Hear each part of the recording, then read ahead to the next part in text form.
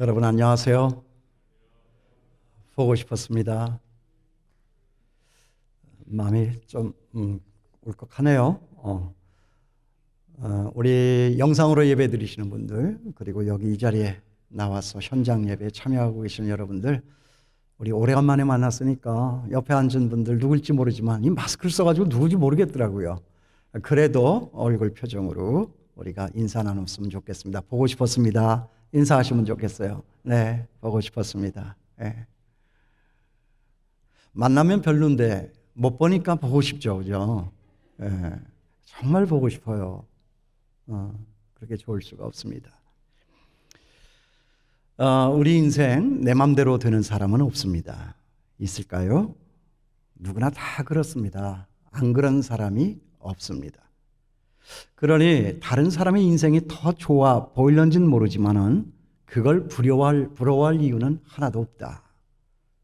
그렇게 길을 쓰고 들어간 대학도, 그렇게 고집을 부려서 떠났던 유학도, 그렇게 고생을 해서 들어간 직장도 실망스럽기는 다 마찬가지입니다. 다 마찬가지예요. 그 사람이 아니면 안 될 것 같아서 결혼을 했지만 어떤 때는 말이죠. 그 사람 아니었으면 더 좋았을 텐데 라고 할 때도 있지 않습니까? 저만 그렇습니까? 괜히 얘기했습니다. 우리가 가지고 있는 이 믿음이라고 하는 것이 뭘까요? 그런 실망, 그 좀 부족함이 있어도 하나님은 언제나 내 편이시고 하나님은 언제나 내 하나님이시다 하는 거예요. 이게 믿음이에요. 불만족스러운 것이 있고 내 마음대로 되지를 않아도 그 모든 것에 하나님이 보태어 주시니 내 마음은 참으로 차고 넘치는 은혜 가운데 산다. 이것이 믿음입니다. 제가 먼저 있던 교회에서요, 제자 훈련을 하는 전국에 있는 모든 목사님들과 함께 매주 한 차례씩 모여서 뭘 했느냐 하면 제자 훈련 어떻게 해야 하는가? 제자 훈련 워크숍 하는 강사로 제가 우리 목사님들과 공부를 한 적이 있습니다. 그때 제가 훈련 받으러 오신 목사님들에게 갖고 있는 지갑을 다 열어서 책상 위에 한번 얹어놔 봐라 라고 했습니다. 모두가 다 눈치만 보면서 주저주저 했으면 그렇죠. 아니 왜 지갑을 열어서 그 속에 있는 돈을 다 내놓으라고 그래? 그래서 제가 또다시 얘기를 했습니다. 이거 우리 중고등학교 다닐 때처럼 소지품 검사하는 거 아닙니다. 거기에 있는 거 하나도 제가 뺏지 않을 테니까 그냥 어디 한번 내놓아 보십시다 라고 다시 요청을 했습니다.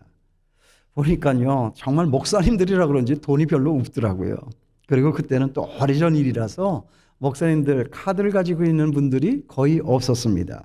그래서 제가 다시 물었습니다. 그런데 거기 지갑 속에서 나와 있는 그 돈, 책상 위에 있는 그 돈, 그건 누구 겁니까? 했더니 또 사람들이, 목사님들이 말들을 못하고 주저하고 있어요. 돈 뺏길까 봐 그러겠죠. 네. 그래서 제가 다시 이 말을 했습니다. 하나님은요, 오늘 여기 계신 목사님들더러 그 돈을 달라고 말씀하시지 않습니다. 그렇게 안 하셔도 하나님은 그냥 그 돈을 다 가져가실 수도 있습니다. 그런데 제가 오늘 이것을 왜 묻습니까? 그 돈의 주인이 누구냐 하는 것입니다. 그 돈의 주인이 누구냐? 이 모든 것이 다 하나님의 것이라면 우리의 성공이 우리의 것이 아니며 우리의 실패도 우리의 것이 아닙니다. 그러므로 우리는 절대 성공했다고 교만해서도 안 되지만 실패했다고 낙심을 해서도 안 될 것입니다. 저 오늘 꼭 그 말을 하고 싶었던 겁니다. 우리가 가지고 있는 이 모든 것이 다 하나님의 것이라고 하면 우리 앞에 있는 이 성공도 우리 앞에 있는 이 실패도 다 하나님의 것입니다. 그러므로 우리 전혀 성공과 실패의 어떤 환경이 우리 앞에 닥친다 할지라도 낙심할 필요 없습니다. 왜요? 거기에 하나님이 계시기 때문에. 모자라는 것은 채워주시고 부끄러운 것은 벗겨내어 주시고 있어야 할 것들은 채워주시고 인도하시는 하나님이 거기에 계시고 그분이 우리 인생의 주인이시기 때문에 모자라는 사람은 모자라는 것만큼 남는 사람은 또 남는 것만큼 하나님이 다루셔서 공평하게 하나로 채워주시는 하나님이 계시기 때문에 우리는 절대 낙심할 일이 아니다. 여러분, 이것이 믿음의 본질입니다. 그게 믿음의 전부예요. 그런데 보면 정작 우리 믿음의 영웅 엘리야는 그런 낙심과 절망 가운데 오늘 빠져 있죠. 거기 4절에 있는 말씀 보세요. 자기 자신은 광야로 들어가 하룻길쯤 가서 한 로뎀 나무에 앉아서 자기가 죽기를 원하여 이르되 여호와여 넉넉하오니 지금 내 생명을 거두시옵소서. 나는 내 조상들보다 낫지 못하나이다. 여러분, 엘리야가 이렇게 인생을 포기하고 푸념하는 데는 무슨 이유가 있었습니까? 그것은 이세벨 왕후의 무서운 협박이 있었습니다. 잘 생각하세요. 엘리야를 여러분 아시잖아요. 이 전과 후를 여러분들은 잘 알고 계시니까요. 제가 그것을 다시 말씀드리지는 않습니다. 왜 낙심했는가? 한때의 성공이 끝나고 또 다른 실패의 어두운 시절이 내 앞에 나타났다 하는 거죠. 이세벨 왕후의 무서운 협박이 있었어요. 엘리야는요, 바로 얼마 전까지만 해도 모든 백성들의 영웅이었습니다. 그 갈멜산에서 바알 선지자 850명과 홀로 맞서서 그 바알 종교의 거짓됨을 온 천하에 폭로를 하고 그들 모두를 모든 백성들 보는 앞에서 다 잡아 죽이는 그런 일이 있었습니다. 그런데 바로 그 뒤에 분위기가 싹 달라집니다. 그 달라진 내용이 무엇입니까? 오늘 우리가 만나고 있는 이 말씀이에요. 거기 2절 말씀을 보세요. 이세벨이 사신을 엘리야에게 보내어 이르되 내가 내일 이맘때에는 반드시 내 생명을 저 사람들 중 한 사람의 생명과 같게 하리라. 이 무서운 협박과 공갈 앞에서 엘리야는 낙심해서 도망을 가고 맙니다. 그리고 그것으로 끝나지를 않고 자기를 죽여달라 하나님 앞에 자살 기도를 드리고 있습니다. 저는 자살 기도, 이런 기도가 있는지 여기서 처음 알았습니다. 여러분 해보셨어요? 죽여달라고. 차라리 이럴 거면 나를 데려가 달라고. 그런 분들이 혹 있는 것 같더라고요. 그러나 오늘 이 말씀을 잘 살펴보면 그의 낙담은 어떤 외부적인 요인으로부터 발생한 것이 아니라 자신의 내면에서부터 발생한 것임을 우리는 찾아볼 수 있다는 거죠. 이런 걸 보면 저나 여러분, 우리들의 모든 문제는 언제나 우리의 밖에 있지를 않고 우리 안에 있는 것임을 우리가 먼저 기억할 필요가 있다 하는 거예요. 낙심이라고 하는 것은 추상명사잖아요. 누가 알기나 합니까? 자기 혼자 그렇게 하는 거죠. 아, 행복하다. 자기 혼자 그렇게 생각하는 거예요. 아, 후회스럽다. 그거 자기 혼자 그렇게 생각하는 거예요. 낙심, 낙담, 이것도 자기 생각에서부터 나오는 겁니다. 그건 누가 알기라도 합니까? 그러므로 저나 여러분, 오늘 우리가 찾아야 할 문제의 핵심은 이것입니다. 엘리야는 왜 낙심을 했고 왜 도망할 수밖에 없었느냐 하는 거예요. 오늘 이 말씀을 대하면서 정말 오늘 여기 우리들 중에 낙심하신 분이 있다라고 하면 그 낙심에서 벗어나서 어떻게 하면 우리가 다시 긍정의 삶으로, 어떻게 하면 이전에 건강했던 그 삶으로 다시 나아갈 수가 있을까 한번 잘 찾아볼 수 있게 되기를 바랍니다. 왜요? 하도 요즘에는 낙심한 사람들이 많으니까. 제가 목사라서 그럴까요? 그런 분들만 자꾸 상대해서 그럴까요? 여기도 낙심, 저기도 낙심, 뒤에도 낙심, 옆에도 낙심, 낙심. 모두가 다 낙심 가운데 있는 이 사회적인 분위기. 아, 이거 잘못됐다. 이거 바로 가르쳐야 한다. 우리 믿음의 사람들은 이 낙심의 시절에서 무엇을 생각하고 무엇을 선택하여 나아가야 할 것인가 하는 것을 생각한 거예요. 여러분, 왜 낙심했죠? 왜 낙심했습니까? 첫째, 이유가 있다고요. 형편이라고 하는 올가미에 갇혀 있었기 때문에 그래요. 오늘 설교 제목이 뭐예요? 낙심의 올가미를 걷어치워라. 첫 번째 그 낙심의 올가미가 어떻게 이 엘리야에게 쓰여져 있느냐? 거기 3절 말씀이에요. 형편이라고 하는 올가미죠. 그가 이 형편을 보고 일어나. 자기 앞에 지금 벌어지고 있는 이 상황, 이 형편, 그것을 보았다는 거예요. 아니, 그것만을 보았다 하는 것입니다. 보기는 맞습니다. 그러나 다 보지는 못했습니다. 아니, 좀 더 우리가 정확하게 얘기를 하자면 봐야 할 하나님은 보지를 못하고 보지 말아야 할 앞에 상황은 보고 있었다는 거죠. 낙심이 왜 옵니까? 앞에 벌어지고 있는 상황만 보고 있는 거예요. 그 너머에 계시는, 그 상황을 주도하고 계시는, 그 상황을 통하여서 우리 인생을 컨트롤하시는 하나님을 보고 있지 못하고 있었다는 거예요. 생각해 보세요. 엘리야가 정말 지금 죽을 상황입니까? 아닙니다. 갈멜산 싸움으로 인해서 백성들은 지금 다 누구 편입니까? 엘리야 편입니다. 절대적으로 엘리야 편입니다. 그러니까 유리한 쪽은 결코 엘리야 쪽에 있었지 이세벨 쪽에 있지 않았다 하는 것입니다. 그렇기 때문에 보세요. 이 이세벨은 엘리야에게 협박 편지만 보내고 있잖아요. 이 사실을 저는 아주 이상하게 생각하는 거예요. 협박 편지만 보내고 있었어요. 왜 그렇습니까? 아니 죽일 거라고 하면 왕의 부인이잖아요. 세계 거의 최강이다시피 하는 아합 임금의 시대 아닙니까? 군사를 풀어서 자객들을 풀어서 쥐도 새도 모르게 그 엘리야 하나 그 한 사람 그거 못 죽이겠습니까? 그런데 왜 죽이지를 않고 자객 보내지를 않고 협박 편지만 보내고 있느냐 하는 거죠. 나는 이거 굉장히 이상하다고 생각했어요. 왜 그렇습니까? 왜 그랬다고 생각하세요? 그 엘리야를 잡아 죽이려고 해도 그 뒤에 계시는 하나님이 두려웠기 때문에 그래요. 어디에서 그런 경험이 있었어요? 바로 요전에 갈멜산에서 하늘에서부터 불이 내려서 그 나무더미 위에 그냥 물을 다 붓고 거기에 막 고랑에 막 물이 철철 흘러 넘치는데 그냥 하늘로부터 불벼락이 떨어져 가지고 나무를 홀라당 다 태우고 그 물동이까지 다 물을 핥아버리지 않았습니까? 그걸 알고 있었던 거예요. 그걸 보고 있었던 거예요. 누가요? 이세벨이요. 그러니까 그를 죽이고 싶었지만 그 배후에 계시는 하나님이 두려웠다는 거예요. 그러니까 이방 여인 이세벨도 무서워하는 하나님을 엘리야는 지금 보지를 못하고 있다 하는 거예요. 그러니까 여러분 문제는 뭐예요? 엘리야를 협박한 이세벨이 문제가 아니라 그 이세벨을 바라다봤던 엘리야의 시선에 문제가 있었다 그 말입니다. 언제나 문제는 거기서부터 오는 거예요. 그러니까 낙심이 오는 거죠. 여러분 여기 있는 저나 여러분 우리는 어떻습니까? 우리가 정말 잘 믿는 것 같지만 문제를 만나면 하나님이 보이지를 않는 거예요. 아니 하나님을 보려고도 하지를 않습니다. 하나님과 비교를 해볼 때 여기 이세벨은 도무지 상대가 되지를 않는 티끌 먼지에 불과합니다. 그럼에도 불구하고 이 엘리야의 눈에는 그런 하나님이 보이지를 않고 그런 하찮은 여인과 협박 편지만 보이고 있었다. 이것이 낙심의 원인이에요.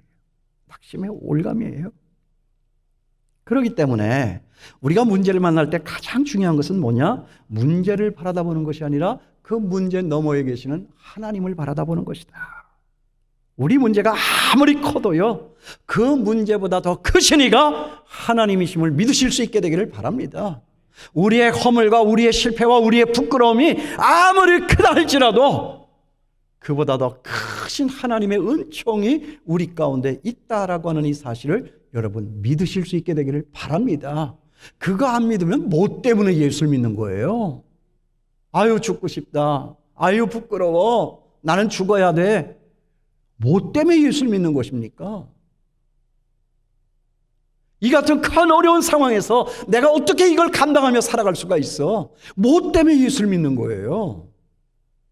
우리가 예수를 믿는 것은 문제는 있는 것이지만 문제 많은 세상이에요. 문제가 없으려면 무덤 속에 들어가면 문제 없어요. 세상에 사는 날 동안에 언제나 우리는 문제 많은 세상에서 문제를 당하면서 살아갈 수밖에 없는 거예요. 그러나 우리는 그 문제만을 바라다보지 않습니다. 그 문제 너머에 계시는 하나님을 바라다본다는 거예요. 이 하나님을 바라다보는 거, 이것이 신앙이고 이것이 믿음이고 이것이 교회가 있어야 할 이유다 하는 거예요. 자 보세요. 우리의 지금의 이 형편, 교회가 문을 닫고 예배를 빼앗기고, 그래서 여러분 낙심하셨습니까? 정말 낙심하신 분들 많더라고요. 낙심한 장로님들도 많고 낙심한 목사님들도 많아요. 그래서 제가 그런 여러분들에게 오늘 이 시간에 강력하게 도전합니다. 그러니까 우리, 그렇기 때문에 우리, 그럴 때일수록 우리 하나님을 더 생각해야 되는 것 아니냐 하는 거예요. 닫힌 교회를 볼 것이 아니라, 못 모이는 교회를 생각할 것이 아니라 이 모든 것의 주인이 되시는 하나님을 더욱 집중하여 우리가 바라봐야 하지 않느냐 하는 것입니다. 여러분 믿습니까? 사실 따지고 보면 우리 이 교회 문을 활짝 다 열어놓고 마음껏 하나님 앞에 예배를 드릴 때도 하나님은 보이지 않았습니다. 그때 하나님 본 사람이 있었어요? 하나님 안 보이잖아요. 지금도 보이십니까? 하나님은 영이세요. 천사는 보입니까? 천사도 영물이에요. 안 보이는 거예요. 우리 다 보질 못했어요. 그런 의미에서 우리의 예배는 다 비대면 예배였습니다. 달라진 게 뭐가 있나요? 그러니까 우리 지금 이 낙심의 문제는 우리들의 밖에 있지를 않고 우리 안에 있었다 그 말이에요. 교회가 문을 닫고 우리의 공예배가 열리지 않고 있었다 할지라도 하나님 앞에 더 가까이 더 부지런히 나아가시는 제가 되고 여러분 될 수 있게 되기를 주님의 이름으로 축원합니다.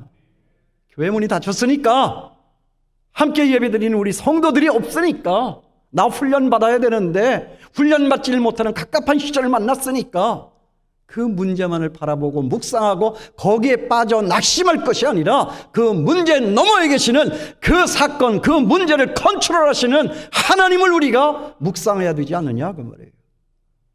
사람들은 왜 문제가 생기면 문제만 묵상하죠? 문제를 컨트롤하시는 그 하나님을 왜 묵상하지 않느냐? 왜 카운트하지를 않느냐? 그게 무슨 신앙입니까? 그러니까 사탄이 저나 여러분 우리들을 가지고 놀기가 너무 좋다 그 말이에요. 사탄은 항상 이런 문제들을 가지고 우리를 공격하고 낙심에 빠뜨리는 거예요. 교회가 문을 닫았다. 예배 드리는 사람 없다. 동영상 예배 지난주에는 봤어. 근데 오늘은 저 안 보고 싶어. 다음에 보면 되지. 그러다가 또 안 봤어. 항상 그런 식으로 사탄이 우리를 가지고 노는 거예요. 교회가 문을 닫았으면 예배 드리는 사람 같이 못 봤으면 하나님을 생각해야죠. 하나님을 더 집중해야죠. 제가 크리스마스 이브에 그랬죠. 그 이벤트를 할 때 교회 문을 닫아놓으니까 정말 크리스마스가 됐다. 맞습니까? 그냥 뭐 선물 나누고 뭐 맛있는 음식 먹고 만나고 싶은 사람 만나고 다니니까 하나님이 없어요. 근데 정말 문이 닫혀가지고 그냥 크리스마스 이브 때라고 해도 우리 성도님들 참 속상하겠다 그런 생각 살짝 있었지만 제 마음속에 불쑥 무슨 생각이 들었느냐 하면 그러니까 예배의 본질, 성탄의 본질, 우리 예수 그리스도의 오심이 어떤 날이냐 하는 이것에 대해서 우리는 더 확실하게 생각하며 묵상하며 나아갈 수 있었다. 왜? 할 수 있는 일이 아무것도 없었으니까 그것밖에는. 그래서 크리스마스를 찾은 거예요. 저는 그렇게 해석합니다. 그래서 하나님이 뺏어가셨구나. 본질적인 걸 생각하는 거예요. 핵심적인 걸 생각하는 거예요. 쓸데없는 것에 홀려가지고 핵심을 놓치고 크리스마스 날 예수 그리스도가 있었나요? 선물만 있었죠. 산타만 있었죠. 그러니까 하나님은 때로 이런 형편으로 우리 앞에 도전하신다. 사탄은 항상 이런 문제들을 가지고 우리를 공격하고 시험에 빠뜨려요. 그 같은 일에 여러분 속지 말고 그리고 지지 않는 저와 여러분이 될 수 있게 되기를 바랍니다. 그 다음에 낙심의 올감이 그가 도망했던 두 번째 이유, 자기예요. 자기 중심적인 생각, 자기 영광이라고 하는 올가미에 딱 걸렸어요. 거기 보세요. 제가 이걸 어디서 발견했냐면 여기 이 말 속에서 제가 찾았어요. 내 조상들보다 낫지 못하나이다. 하나님, 나는 지금 내 조상들보다도 못합니다. 그러잖아요. 여러분, 이게 무슨 말이에요? 아니 왜 꼭 그가 그의 조상들보다 나야 합니까? 그거 누가 세운 원칙이죠? 누가 세운 기준입니까? 아니 또 생각을 해보면 무엇이 더 낫고 무엇이 더 못한 것입니까? 잘 생각해 보세요. 그래서 제가 생각한 것은 환경이 어려우면 믿음이 좋을 때가 훨씬 더 많습니다. 동의하십니까? 환경이 좋으면 환경에 빠져버려. 그래서 믿음을 잊어버려. 그런데 환경이라고 하는 것이 나쁘면 다 걷어가버리고 나면 믿음이 있어야 해. 그거밖에 없으니까. 여러분 동의하십니까? 환경 좋은 것만 따지자면 항상 우리는 환경 앞에 눌려서 살아야만 하는 것이지만 믿음 좋은 것으로만 따지자면 항상 그 나쁜 환경을 이겨내면서 살아간다 하는 거예요. 그러니까 여러분 잘 생각해. 어떤 것이 더 나은 것이고 어떤 것이 더 못한 것입니까? 그래서 저는 가끔 그런 생각을 해봐요. 저 북한 땅에 있는 지하교회 성도들, 저들의 믿음이 우리가 가지고 있는 이 믿음보다 나을까? 우리가 가지고 있는 이 믿음이 저들이 가지고 있는 그 믿음보다 나을까? 누가 더 나을까? 누가 더 이기는 사람들인가? 어려운 이 환경을 남한에 있는 우리 예수 믿는 사람들이 더 잘 이기겠습니까? 북한의 핍박과 압박의 사슬 속에서 숨어서 죽을지도 모르는 위기 가운데에서 숨지기며 예배드리고 있는 그 성도들이 그 상황을 잘 이기겠습니까? 앞으로 통일이 되면 정말 우리가 이북에 들어가서 이북에 있는 교회를 부흥시킨다. 그거는 둘째고요. 제가 볼 때에는 통일이 되면 저 북한 지하에 있던 성도들이 내려와서 우리 한국 교회를 다시 새롭게 할 것이다. 그 믿음의 본질. 우리 그거 놓치고 있었잖아요. 좋은 시절에. 취해서. 어떤 게 더 나은 것이고 어떤 게 더 못한 것입니까? 내 조상들보다 낫지 못하나이다. 여기서 말하는 그 조상이 누군지 모르겠어요. 모세, 아브라함, 요셉, 내 조상들보다 못하나이다. 뭐가 더 나쁘고 뭐가 더 좋은 것입니까?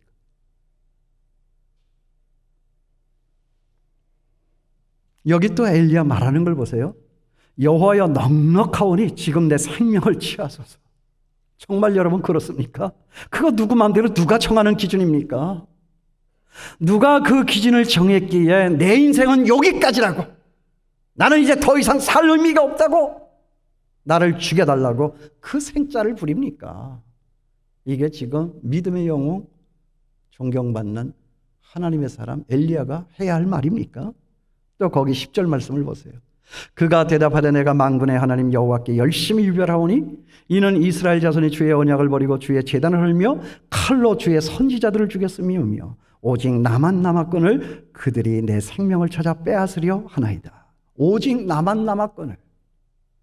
제가 이 말을 붙들고 한참 생각을 해봤어요. 무슨 말입니까 이거? 다른 사람들은 다 무서워서 도망갔고 자기밖에는 남아있는 사람이 없다는 거예요. 그러면 자랑스러운 것 아닙니까? 다른 사람들 믿음이 없으니까, 무서우니까 있는 현상만을 보고 다 비겁하게 도망을 갔지만 그래도 자기는 당당하게 여기 이 자리에 믿음을 가지고 지키고 있었다. 자랑스러워해야 할 거 아니에요? 근데 왜 죽여달라고 그러죠? 논리가 안 맞잖아요. 다 주의 언약을 버리고 다 주의 제단을 버리고 도망을 갔지만 자기만은 유독이 도망을 가지를 않고 그 자리에 남아있었다 하는 것입니다. 여러분 이것이 너무나도 심한 착각, 자기 도착, 자기 중심적인 생각이 아니냐 하는 것입니다. 우리가 이런 생각에 빠질 때가 많아요. 자기밖에 보지를 못해. 자기가 이 우주의 중심이야. 자기가 아니면 다 아닌 거야. 그래서 낙심하는 거예요. 그래서 낙심하는 겁니다. 여러분 이것에 대한 우리 하나님의 답변이 뭐죠? 거기 18절 보세요. 나는 그런 너 말고도 바알에게 무릎 꿇지 아니한 7,000명을 따로 남겨놓았다.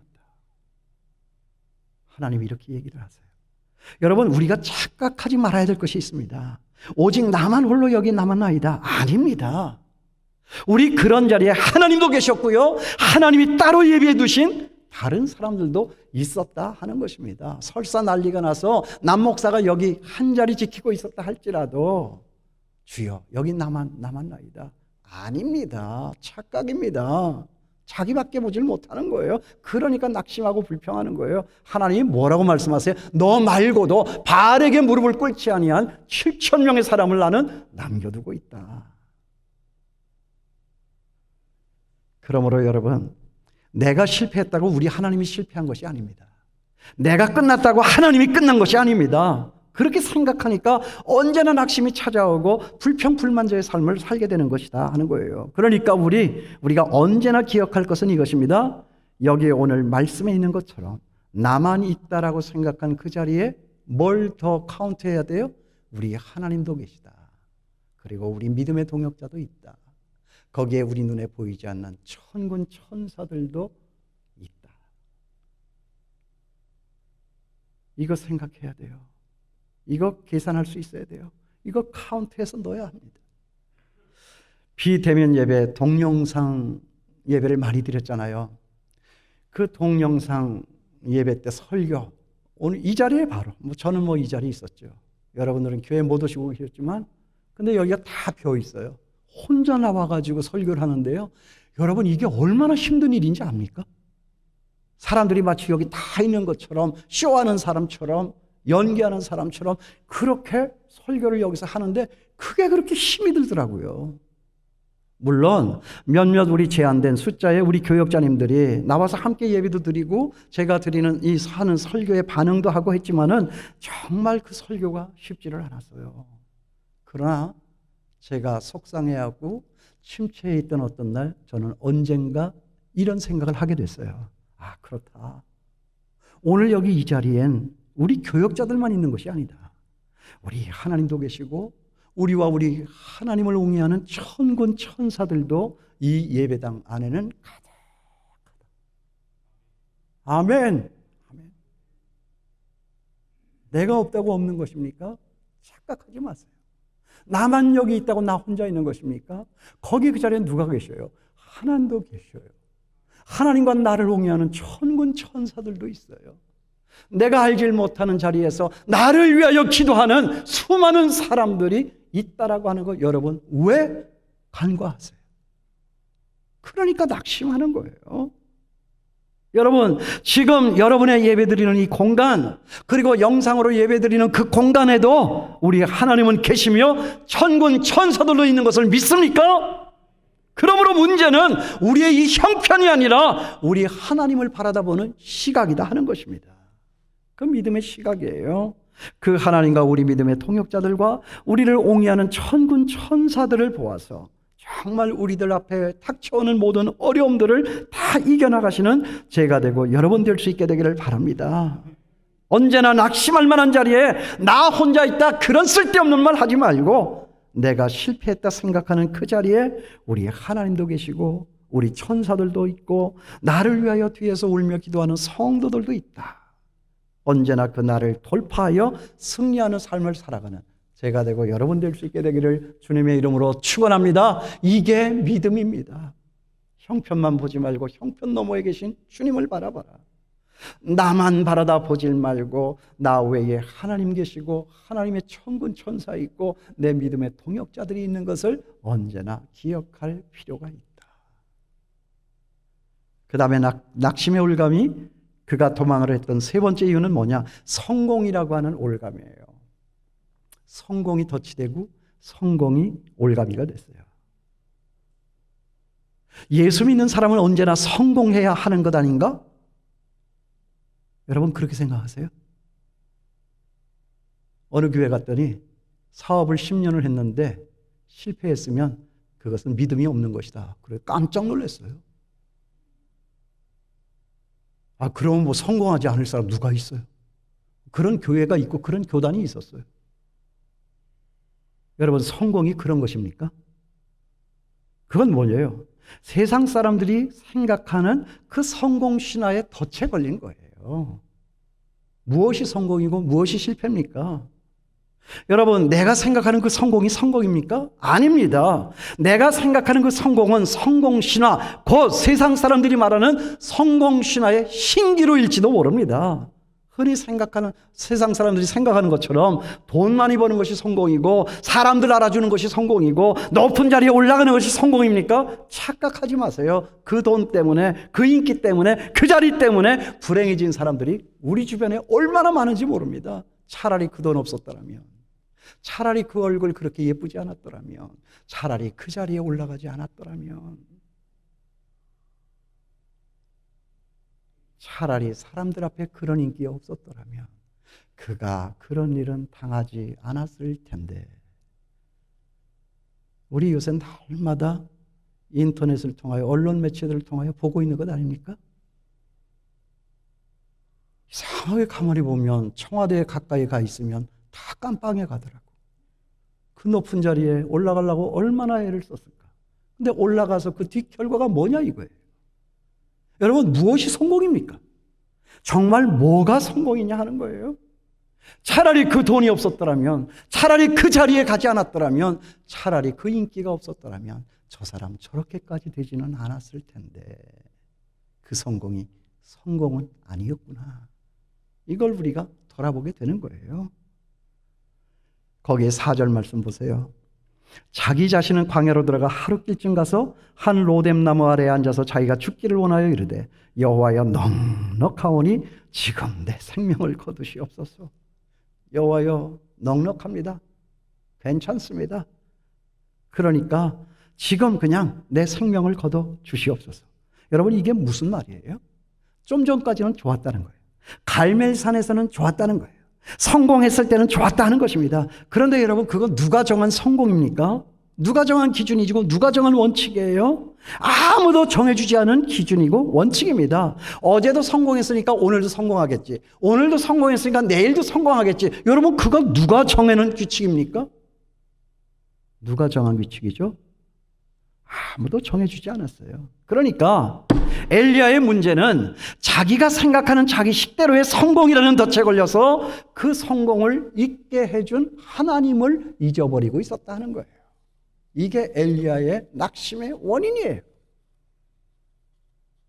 그 성공 누가 있게 해줬죠? 하나님이잖아요. 근데 그 하나님 어디 갔습니까? 그 하나님을 놓치고 있는 거예요.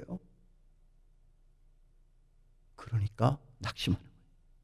그러니까 여기 보세요. 그것에 대한 우리 하나님의 답변이 뭐죠? 오늘 보면 그 다음 11절에서 12절에 나오는 말씀인데요. 하나님은 그런 엘리야를 굴 밖으로 나가서 서게 하십니다. 그리고 강한 바람을 일으켜서 그 산을 막 흔들어 놓고 가르고 돌을 부숩니다. 또 지진으로 땅을 갈라놓고요. 그 속에서 막 불을 내십니다. 굉장합니다. 무섭습니다. 그런데 중요한 건 뭐예요? 제가 이 말씀을 읽으면서 정말 곰곰이 생각을 해봤어요.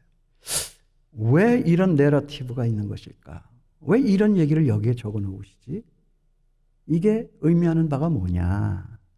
뭐예요? 정말 중요한 건 뭐냐면 그런 요란스러운 것에, 그런 굉장한 것에, 정말 사람이 할 수 없는 기적과도 같은 그런 큰 일들이 벌어지고 있는 그때 거기에 하나님은 계시지 않았다는 거예요. 전 그걸 발견했어요. 거기 11절과 12절을 보세요. 계속해서 그런 일은 일어나고 있는데 뭐라고 그래요? 그 속에서 계시지 아니하며, 하나님은 그런 가운데 계시지 아니하며, 하나님은 그런 자리에 계시지 아니하더니.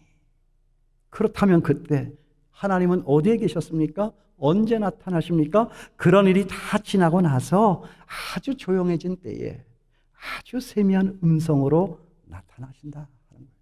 왜 그렇습니까? 이것이 의미하는 바가 뭐예요? 이 말씀을 준비하면서 저는 하나님 앞에 많이 물었어요. 계속해서 물었습니다. 여기 하나님이 계속해서 계시지 아니하며 계시지 아니하며 계시지 아니하더니 그렇게 말씀하시니까 저도 지지 않고 계속해서 물었습니다. 왜요? 왜요? 왜 그래야만 하는데요? 그랬더니 하나님께로부터 이런 답이 내려오더라고요. 네가 엘리야, 네가 영웅이 있던 그 자리에만 내가 있었다고 너 생각했니? 갈멜산 그 승리의 역사의 현장, 그 성공이라고 사람들이 추켜 세우고 알아볼 만한 그런 자리에만 내가 있었다라고 생각을 하니? 지금의 이런 초라한 자리, 사실 초라한 자리도 아니야. 하나님 볼 때에는 지가 그렇게 초라하다고 생각하는 거지. 그리고 지금 이런 실패한 자리, 사실 그건 실패한 자리도 아니야. 자기가 그렇게 생각하는 거예요. 지금의 이런 슬픔의 자리, 그건 사실 슬픔의 자리도 아니야. 자기가 그렇게 생각하는 거예요. 그러니까 하나님이 뭐라고 그래요? 지금 네가 생각하는 이런 초라한 자리, 이런 실패한 자리, 이런 슬픔의 자리에도 나는 있느니라. 나는 있느니라. 굉장한 때 막 천하가 뒤집히는 그런 상황 속에서만 계셨던 것이 아니라 아무도 없는 실패와 낙심과 근심 가운데 처박혀 있는 네가 있는 그 자리, 여기에도 나는 여전히 있었느니라. 그러니까 우리 하나님이 생각하시는 그 성공과 실패는 우리가 생각하는 그 성공과 실패와는 아무 상관이 없이 내가 있는 자리마다 하나님이 계시느냐 안 계시느냐 하는 그 한 가지 사실로 판가름 나는 거예요. 아무리 성공과 같은 사실이라 할지라도 거기에 하나님이 계시지 않으면 그거는 성공이 아니라 재앙이요. 아무리 실패와 같은 자리라 할지라도 그 자리에 하나님이 계시면 그것은 성공이다.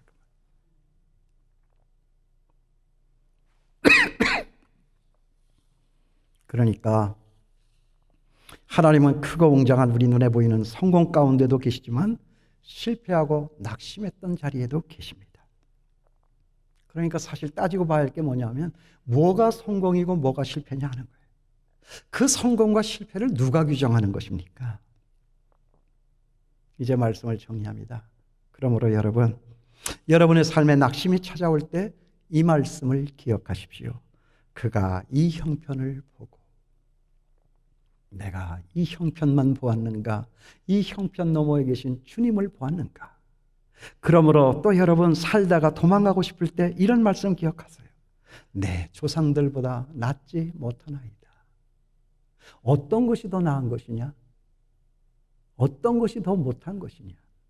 네가 왜 꼭 조상들보다 나야 한다고 생각을 하느냐? 그것이 정말 못한 것이냐? 너 정말 그렇게 생각하니? 생각할 수 있게 되길 바랍니다. 그리고 또 살다가 죽고 싶을 때 이 말씀을 기억하시길 바랍니다. 나만 홀로 남았더니 나 혼자 남았으니 이제 천상나 죽을 수밖에 없겠구나. 하나님은 어디 갔는가? 천군 천사는 어디에 있는가? 나를 위하여 배후에서 기도하는 눈물의 그 성도들은 어디에 있는가? 여러분 낙심이 찾아올 때, 도망가고 싶을 때, 정말 죽고 싶을 때 묵상할 수 있는 그 말씀이 되기를 바랍니다. 우리 지금 여기 화려한 예배당과 예배, 그리고 많이 모이는 예배 숫자, 그리고 화려한 프로그램들, 그런 것이 없어서 여러분 정말 낙심이 찾아왔습니까? 정말 여기 하나님이 말씀하시는 미세한 소리, 이 소리의 정체가 무엇인가를 깨달아 알 수 있게 되기를 바랍니다. 우리 그 소리 들어야 됩니다. 바로 이때 들어야 합니다. 바로 이때가 그 소리를 들을 수 있는 최적의 때인 것을 기억할 수 있게 되기를 바랍니다. 그럼 우리 살 수 있어요. 그럼 우리 이길 수 있습니다. 제가 전에 얘기했죠? 코로나. 이게 무슨 말이라고 그랬죠? 사람 죽이는 거, 사람 못 살게 가둬두는 거.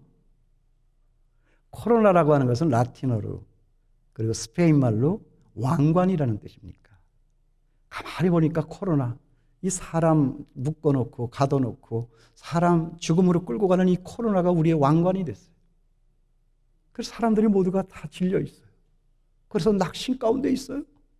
여러분, 그거 왕관 아닙니다. 진짜 왕관이 뭐예요? 하나님께서 우리에게 씌워주시는 그 믿음의 왕관. 아세요? 그 쓸데없는 병균, 코로나를 머리에 이고 낙심하여 살아가지 말고, 이런 시절이라 할지라도 하나님이 우리 머리 위에 씌워주신 그 믿음의 왕관, 그 믿음의 왕관을 쓰시고 지금의 이 낙심될 만한 이 자리를 다 뚫고 나와서 승리하여 살아가실 수 있는 제가 되고 여러분 될 수 있게 되기를 바랍니다. 이것이 지금 코로나 시대에 우리 장춘교회와 우리 믿는 사람과 우리 한국교회가 해야 할 일이다 하는 거예요. 세상 사람들은 코로나에 다 눌려서 두려워 떨고 낙심한다 할지라도 이것을 뚫고 일어나서 하나님을 보아 승리하는 제가 되고 여러분 될 수 있게 되기를 주님의 이름으로 축원합니다. 기도하겠습니다.